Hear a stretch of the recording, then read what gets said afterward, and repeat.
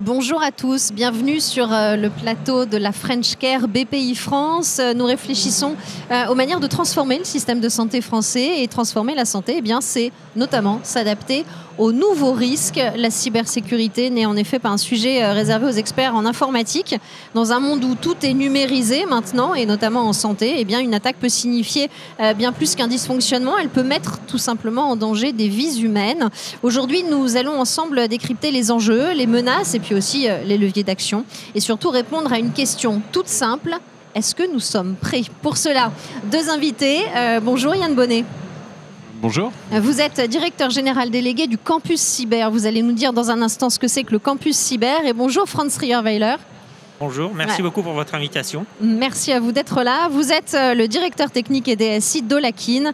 Et là aussi, je vais vous donner la parole pour nous dire ce que c'est que Olakin. Alors peut-être déjà sur Campus Cyber, dites-nous.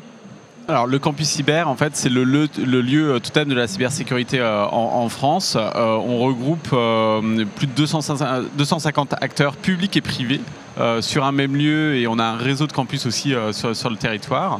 Et l'idée, en deux mots, c'est d'être plus forts ensemble, à la fois acteurs publics et privés, pour mieux protéger notre société et faire rayonner l'excellence française au niveau international. Merci pour cette présentation. Et alors, qu'en est-il d'Olakin? Alors, Olakin, c'est un éditeur de logiciels. C'est une société qui a été créée... Collez bien votre micro pour qu'on vous entende bien. Voilà, parfait. C'est une société qui a été créée en 2019. Et nous développons, nous exploitons et nous commercialisons des solutions pour les professionnels de santé libéraux, les pharmaciens et les centres hospitaliers. Voilà, nous sommes une centaine de personnes et nous faisons environ 20 millions d'euros de chiffre d'affaires. Voilà. Très bien, merci messieurs. Alors, une première question pour déjà qu'on comprenne un petit peu de quoi on parle. Qu'est-ce que c'est qu'un risque cyber, tout simplement? Mais c'est très simple, mais je pense qu'il faut le redire. Oui, c'est important, et en fait, on parle de plusieurs choses quand on parle de risque cyber. Il y a différentes motivations derrière ces attaquants. La première, ça va être l'appât du gain, se faire de l'argent. Donc ça va être des cybercriminels qui vont essayer de faire en sorte de vous envoyer un mail plutôt bien fait, et vous allez cliquer sur le lien et il va se passer un certain nombre de choses qui va vous rançonner votre système d'information, et ça va bloquer le système d'information. Donc voilà. Deuxième motivation possible de ces attaquants, ça va être l'espionnage. C'est plus discret, mais ça peut faire autant mal. Et enfin, troisième motivation, le sabotage, notamment dans des périodes où la géopolitique est très tendue, ça peut arriver. Concrètement, ce qu'il faut bien comprendre, hein, c'est on a eu des exemples encore très récents. L'hôpital Corbeil-Essonnes, je crois que c'était en 2022, hein, hôpital qui concerne plus de 700 000 personnes et qui a été attaqué, rançonné. Ça a coûté, hein, les évaluations, c'est à peu près 7 millions d'euros. Je crois de tête que c'était le groupe d'attaquants Logbit qui réclamait plus de 10 millions de rançon. Concrètement, il faut bien comprendre, un hôpital qui est attaqué, c'est un hôpital où les infirmiers, les infirmières ne savent plus quel médicament est prescrit. Donc c'est une désorganisation totale dans les minutes qui suivent. On a aussi des exemples d'espionnage, notamment l'Agence européenne du médicament, pendant la période du Covid, a eu un problème d'exfiltration de données, avec visiblement aussi une volonté de modifier des données pour faire de l'influence et faire perdre confiance en ce vaccin qui était, je crois, Pfizer. Voilà, on a régulièrement des choses comme ça. Ça va même sur des choses embarquées, hein. Je pense qu'on a eu un cas notamment d'une pompe à insuline où on a identifié, le fabricant a identifié une faille qui pouvait permettre à des attaquants d'interagir avec cette pompe, et on imagine les scénarios catastrophes. Voilà, donc c'est du très concret et c'est différentes motivations. Donc on a effectivement des exemples très précis pour comprendre ce que c'est qu'un risque cyber. Est-ce qu'on a conscience dans le secteur de la santé, et pourquoi particulièrement dans le secteur de la santé il faut être vigilant sur ces menaces? Quel est le niveau de conscience finalement dans ce secteur? Franz Rierweiler. Je pense que le niveau de conscience est très variable en fait, d'un secteur à l'autre. Le grand public a découvert toutes ces actions malveillantes, notamment vers les CH dans les années 2020-2022. Ça, il y a une prise de conscience, notamment chez les patients, parce qu'en fait, les patients, qu'est-ce qu'ils font? Ils confient leurs données de santé. Et qu'est-ce que c'est une donnée de santé, finalement? C'est une donnée personnelle qui est plus que personnelle. C'est une donnée très intime. Voilà, c'est bien ça qu'il faut comprendre. Et tout ce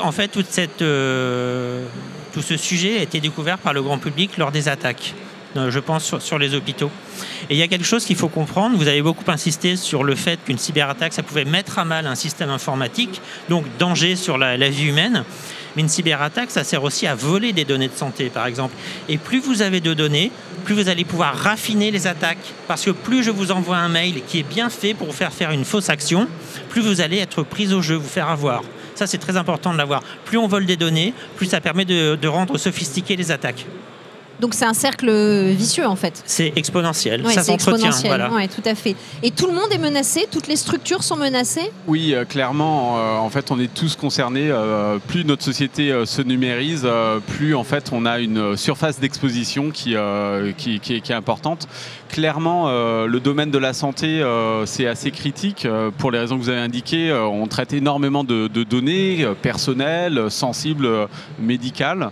On voit aussi probablement aussi des architectures de systèmes d'information assez complexes en fonction des professionnels de santé dont on parle. Par exemple, dans un hôpital, on va avoir tout plein de systèmes pour gérer les patients, mais aussi des choses plus physiques, un IRM, tout ça est connecté et tout ça peut être des portes d'entrée dans certains cas et pour les pirates. Donc voilà, il y a une complexité, il y a probablement aussi un manque de moyens d'un certain nombre d'acteurs de la santé qui font que voilà, ce secteur est très critique, était plutôt beaucoup attaqué. Donc voilà, donc je pense qu'on progresse, mais il y a encore énormément d'efforts pour pouvoir dormir sereinement. Oui. Et alors, vous parliez des données intimes de santé qui peuvent être volées. Quel type de données, très clairement, peuvent être détournées lors de ces attaques? Eh bien, ce sont des choses, par exemple, si vous avez un professionnel de santé, un médecin qui va utiliser un logiciel de gestion de cabinet qui va écrire des comptes rendus médicaux, donc qui sont hyper sensibles, ça va être stocké sur des logiciels. Alors, il faut savoir que maintenant, de plus en plus de logiciels en fait sont des systèmes en ligne. C'est la fameuse diffusion des logiciels en mode SaaS, Software as a Service. Donc en fait, les données, elles sont complètement centralisées. Et ce qui fait que pour un attaquant, c'est le jackpot. Parce que vous rentrez dans un système et puis vous avez accès à tout. On n'est plus dans un système où les données sont éparpillées dans le cabinet d'un médecin, qui n'était pas vraiment beaucoup plus sécurisé avant de toute façon. Et maintenant, vous avez un retour sur investissement de l'attaque qui est très élevé. Vous rentrez dans un système d'une façon très compliquée en exploitant une faille logicielle, par exemple, ou tout simplement en dérobant un login et un mot de passe d'un agent hospitalier qui n'a pas fait attention, qui s'est fait hameçonner. Vous rentrez et vous allez pouvoir exfiltrer des quantités énormes de données de santé et donc des données très sensibles, voilà, très intimes. Et alors, on a vu, ça peut être pour de l'espionnage, ça peut être pour des rançons, et ça peut être aussi pour quoi d'autre? Qu'est-ce qu'on fait de toutes ces données qui peuvent être volées comme ça Eh bien, on peut les vendre. Alors, on peut les vendre sur le marché noir. On peut aller voir des assureurs ou des sociétés qui s'intéressent à la santé, comme ça. Mais on peut aussi, je disais, comme je vous l'expliquais, pour raffiner des attaques. Je vous fais un mail et puis je vous parle de votre état de santé. Et là, vous vous dites, mais c'est vraiment mon médecin qui me parle. C'est vraiment mon centre hospitalier. Donc, je vais répondre. C'est ce que vous disiez tout à l'heure. Ça permet de mettre en confiance en attaquant. Ça permet de ça. Plus vous avez de la donnée, plus vous attaquez avec aisance. Bon, alors je dirais qu'on a bien fait peur à tout le monde. On va essayer quand même de rassurer un petit peu maintenant nos interlocuteurs. Dites-nous quand même, espérons, est-ce qu'il y a quelque chose qui protège quand même ces données? Est-ce qu'il y a un cadre qui les protège? Oui, bien sûr. Alors, il y a beaucoup de choses à faire, à la fois technologiques, on pourra revenir sur le sujet, mais aussi réglementaires. On a un certain nombre de réglementations au niveau européen. Je pense à des réglementations qui ne sont pas obligatoirement spécifiques au secteur de la santé, le RGPD, voilà, des différentes choses comme ça. NIS 2 aussi, qui est une réglementation qui arrive notamment pour les PME et les collectivités. Et puis, on a des réglementations qui sont spécifiques au domaine de la santé. Voilà, c'est ça en gros les... Donc ça, c'est les réglementations qui existent aujourd'hui et qui du coup peuvent ne pas être considérées comme suffisantes au regard de ces attaques, ou est-ce qu'elles sont améliorées? C'est déjà un cadre pour. Il ne faut pas prendre ça. C'est plutôt incitatif. L'idée, c'est de respecter et de pouvoir profiter au mieux de cet outil numérique qui est à la fois un remède et un poison pour notre société, parce que on gagne en efficience, on améliore la détection de certains cancers grâce au numérique, et puis en même temps, c'est un poison parce que plus on est dépendant au numérique, plus on est exposé à certains risques, notamment si on n'est pas assez mature sur un certain nombre de choses. Vous parliez tout à l'heure de... ça m'a échappé. Je voulais vous faire rebondir sur quelque chose. Est-ce que vous parlez de maturité? Est-ce qu'il faut s'entraîner finalement à être attaqué? Et pour réagir, comment est-ce qu'on travaille? Voilà, j'ai retrouvé ce que je voulais vous demander. Vous parliez de la responsabilité des éditeurs de logiciels. C'est là-dessus que je voulais rebondir avant de savoir s'il faut s'entraîner. Tout à fait, parce que la réglementation, le cadre réglementaire ne fait pas tout. C'est un incitateur et c'est aussi le rôle de l'État d'inciter. Et puis après, il y a la prise de conscience, il y a la prise de responsabilité des industriels, des éditeurs, des professionnels du logiciel. Et là, en fait, il est important chez les éditeurs de mettre en place une comitologie, une gouvernance de la sécurité. Nous, on en a défini une chez Olakin qui tourne en 7 points. C'est une méthode un peu locale au fil du temps par l'expérience et ça marche plutôt bien. Et c'est une sorte de boucle de rétroaction qui va jusqu'à l'amélioration de notre système. Voilà. C'est une démarche qui est très volontariste. Sachant que ces données sont hébergées, vous le disiez, par un organisme qui est certifié en santé. Donc il y a quand même une protection supplémentaire. Absolument. En fait, la sécurité, il y a un volet d'hébergement. Il faut être chez un hébergeur de données de santé, certifié hébergeur de données de santé. Mais ça ne fait pas tout. Vos logiciels doivent incorporer des mécanismes de sécurité pour chiffrer les données qui sont stockées, pour les transporter, chiffrer également, authentifier vos utilisateurs, renforcer l'authentification, ne pas se contenter par exemple d'un simple login mot de passe, mais faire de l'authentification à double facteur. Ça devrait être obligatoire sur tous les systèmes, notamment. Et puis répandre aussi les bonnes pratiques. Chez Olakin, notamment, nous avons tout un programme d'éducation des personnes qui travaillent chez Olakin, autant les ingénieurs qui développent les logiciels, qui en fait viennent chez nous et en fait ils reçoivent une sorte d'injection de la sécurité en eux.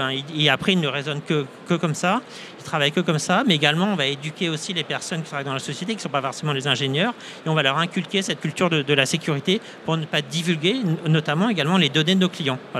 Voilà, donc effectivement cette responsabilité des éditeurs. Et comment est-ce qu'on s'entraîne? Comment est-ce qu'on s'entraîne à réagir finalement? Oui, comment on s'entraîne? C'est extrêmement important de s'entraîner, de prévenir en fait le risque. Parce que l'idée, c'est de ne pas faire peur, mais c'est d'être conscient, de ne pas être naïf et de mesurer les risques. Donc pour prévenir, la première chose probablement, c'est de faire un peu un diagnostic de son système d'information, de s'entourer d'experts en interne, en externe, pour voir les points de vulnérabilité. Il y a des choses beaucoup plus critiques que d'autres. Il y a un élément qui est extrêmement important, c'est de sensibiliser tout le monde en tant qu'individu dans sa vie privée, mais aussi en tant que professionnel à tous les niveaux. Le sujet de la cybersécurité, c'est pas uniquement la responsabilité du responsable de cybersécurité. C'est toute la gouvernance, c'est tout le personnel, parce que malheureusement, on peut être un des maillons faibles qui va être la porte d'entrée d'un attaquant. Donc voilà, il faut énormément sensibiliser tout le monde, il faut former, il faut s'entraîner. La question n'est plus de savoir si vous allez être attaqué, mais quand est-ce que vous allez être attaqué, et puis surtout si votre organisation va avoir la résilience pour y faire face. Et ça passe clairement, c'est comme dans le sport, par l'entraînement. Donc régulièrement, il faut s'entraîner à une attaque pour voir comment l'organisation va réagir pour essayer de faire face à ces attaques. Et alors, non pas si, mais quand on est attaqué, comment est-ce qu'on doit réagir? Donc là, on était dans la préparation et puis dans la réaction. Alors, tout à fait. Alors, effectivement, l'attaque, la cyberattaque, c'est comment je vais être résilient, comment je vais maintenir mes systèmes, comment je vais m'assurer, est-ce que des données ont fuité, qu'est-ce que je dois déclarer notamment à la CNIL, est-ce que je mets en place, est-ce que je vais activer un CERT, donc c'est une équipe extérieure de réponse à un incident, on peut se faire accompagner, notamment il y a tous ces organismes en France, notamment il y a un CERT santé en France qui est disponible, il y a des CERT régionaux, donc il y a tout un plan de résilience qui doit pouvoir être déroulé dans l'entreprise. Voilà, et on doit pouvoir faire des répétitions et notamment identifier tout le périmètre. Et comme vous l'avez exactement dit, on ne sait pas quand on va être attaqué. Par contre, ce qu'il faut avoir en tête, quand on fait de la sécurité, il faut vivre avec ce principe, c'est on sait qu'on va être attaqué, on ne sait pas quand, on ne sait pas sur quel système concrètement, et il faut le vivre avec une forme d'humilité et surtout de lucidité, parce qu'on est sous la menace permanente. J'ai le plan incendie et que faire en cas d'incendie qui me revient en tête, c'est un petit peu ça en fait. Exactement ça en fait. Il faut que ça devienne quelque chose d'habituel dans les entreprises. Régulièrement, on va faire un petit exercice pour voir en combien de temps on sort de l'hôpital, de l'entreprise. Et ben, c'est un peu la même chose dans le secteur dans tous les secteurs, mais vis-à-vis du risque cyber. Il faut s'entraîner. Effectivement, vous l'avez indiqué, en cas d'attaque, souvent ce qu'on dit, alors il faut débrancher le réseau pour essayer d'éviter de se propager. Il faut pas obligatoirement, il faut pas éteindre les ordinateurs, et puis il faut très vite appeler soit son responsable de la sécurité des systèmes d'information, soit effectivement, vous l'avez cité, le CERT, qui est un peu l'équipe d'urgence. Il y en a un dans le domaine de la santé, il y a le CERT-FR aussi, il y a différentes possibilités d'activer pour se faire accompagner et avoir les premiers gestes pour essayer de faire en sorte que ça ne se propage pas trop. Et voilà, il faut avoir vraiment conscience que certaines attaques, ça va prendre à la fois énormément de temps parfois pour les identifier. Une fois que ça arrive, le coût et le temps pour réparer va être énorme. Donc c'est très important de ne pas attendre ces attaques pour prévenir et faire en sorte que ce soit le plus compliqué, rendre la vie la plus difficile à ces attaquants qui essayent de se faire de l'argent ou d'espionner certaines structures. On voit très clairement, en vous écoutant tous les deux, les enjeux. Et tout à l'heure, vous avez parlé du manque de moyens. Est-ce que finalement, le secteur est assez soutenu ? Alors je pense que moi, quand je lis la presse, je vois que dans le monde de la santé, notamment des hôpitaux, il y a des vrais sujets de budget. Et peut-être qu'il y a un manque de prise de conscience d'un certain nombre de dirigeants d'hôpitaux, des conséquences que ça peut avoir sur la vie des patients, y compris. Donc encore une fois, c'est important de mettre les moyens. Il y a des choses qui ne coûtent pas obligatoirement très très cher. C'est pour ça que c'est important dans le diagnostic de trouver des acteurs de confiance pour orienter vers les bons dispositifs. J'en profite au niveau du campus cyber. On a, pour la région Île-de-France, mis en place un dispositif qui est gratuit, notamment pour les PME, les collectivités, notamment les PME dans le domaine de la santé.